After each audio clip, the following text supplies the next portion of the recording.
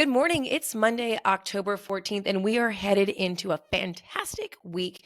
There's so much to report from the weekend, but also a lot happening this week in the world of sports, which are great things to talk about instead of politics, because we know that conversation is continuing to heat up and we don't want to talk about it.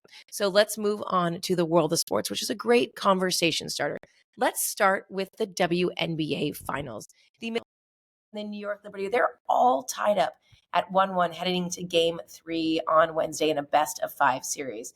The record crowd saw Ellie the Elephant, who is the mascot for the New York Liberty, having a beef with opposing player's dad.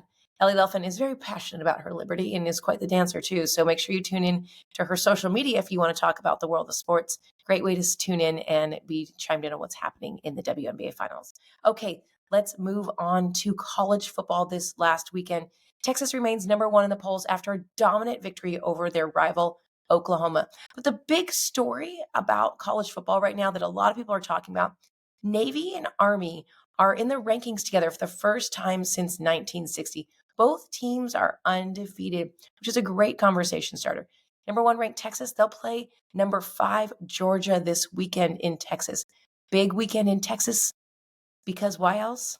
F1, the Formula One race in Austin is also this weekend, which happens to be where Texas is located. So if you want a hotel room in Austin this weekend, be prepared to pay for it because it's going to be a busy weekend in Austin. Let's finish up on college football. Oregon had a massive statement win over Ohio State, number 3 ranked Ducks, number 2 ranked Ohio State. Instant Classic games, students rushed the field to celebrate. The Oregon Duck mascot, who used college game day to troll Sydney Sweeney. Well, he was crowd surfing, of course. And the biggest upset of the weekend is Arizona State, who beat ranked Utah. And of course, fans there also rushed the field. But the head coach of ASU, Kenny Dillingham, gave a great interview post game, said, "Put your money where your mouth is." For those of you who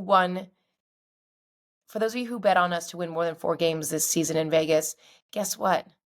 If you won money, put it back into our collective so we can pay our players more money so we get a better team. Great job there, Sun Devils. Okay, let's move on to baseball. The biggest disparity in the league championship series, the Mets, Yankees, and Dodgers are the top 3 teams with salaries in baseball. Meanwhile, the Guardians from Cleveland are at the bottom.